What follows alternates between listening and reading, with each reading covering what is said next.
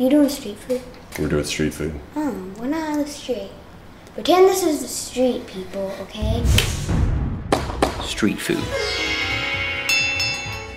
This week we celebrated Holi here in North India, as evidenced by this pink stripe in my neck right here. I'm color coordinated, you know, got an outfit to match. I also got my head shaved, but that's a different story. Our family got attacked by lice last week, so I decided to give the enemy no quarter. But anyways, it was Holi this Monday, the yearly spring celebration of color, life, and the triumph of good over evil. And the one day a year in North India, you can get all the excitement you might feel in an urban war zone without the real danger. It's like a war zone out here. It's Holi weekend. I almost just got hit by a water balloon. I got my camera. I'm kind of worried. I mean, any person could be an enemy. You never know. Like that right there. He could turn out to be, you know, an insurgent. A water balloon throwing insurgent. Oh, I see a guy covered in colors. Oh man, it's just. I don't want to.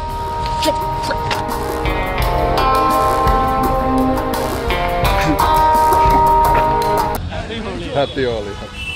Today on Street Food India, me and my friend Abhiraj go to Agarwal Sweets for some golgappe, and then we ring in Holi with a special Holi treat, Gujia. First, let's get to this week's main snack, golgappe, also known as Panipuri, also known as pani ke patashe, also known as puchka.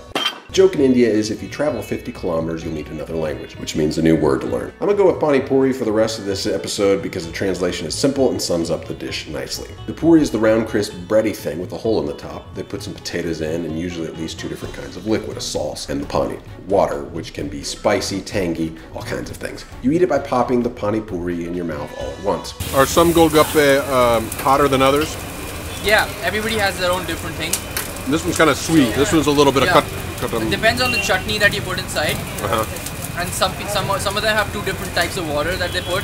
One is the hot one is the slightly less hot one. I always hear tales of people eating like 25 or 30 of these things. It's almost like North Indian vegetarians' version of a buffalo chicken wings eating contest. For a foreigner, maybe not the best idea to jump into a golgappe challenge right when you get off the plane. We'll get to the parasite reason in just a minute, but first I want to mention a certain flavor that can be very off-putting to Western palates. Kala namak, aka black salt, which is basically just salt with a bunch of impurities left in it. The main one, which you will notice, is sulfur, and man, do you taste that sulfur. So there's a certain level of taste acquisition that must happen in order for you to appreciate any dish that has kala namak in it, especially Panipuri. But once you do, your mouth is invited to the party. It's an explosion of contrasting tastes and textures. You've got the soft potato, you've got the crunchy puri, you've got the sweet sauce, and the spicy water. It really is a Panipuri party all up in your mouth. But while it's your taste buds that will enjoy the party, it's your bowels that will have a high chance of post-Panipuri party potty hangover. Some serious alliteration there, y'all. If this were 7th grade, I'd be like getting a medal. To the Surfing Violinist Parasite Advisory System. Now normally I would give Agarwal a better rating on the Parasite Advisory deal because it's more well established, more oversight, more official. But I actually saw the water being prepared and this dude had his arms almost up to his elbows in the water. I'm sorry, I'm not picking about cleanliness, but that was gross. Agarwal especially, I would have expected the use of a ladle maybe? And a liquid that's not going to be cupped rather than your bare hands. And I was definitely up at 2 a.m. the other night with the post-Panipuri party hangover. To the top.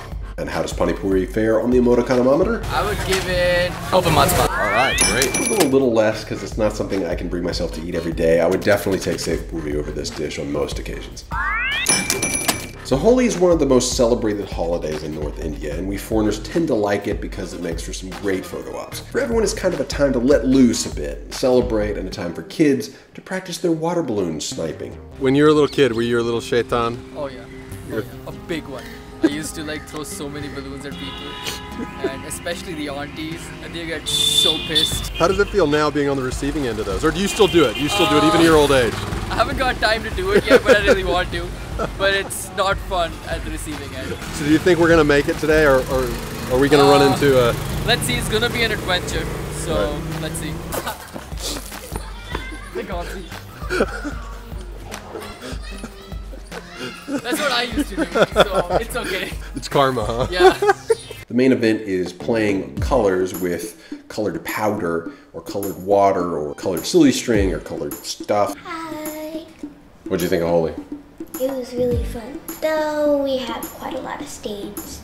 Like behind Daddy's neck, and I have a lot on my ears.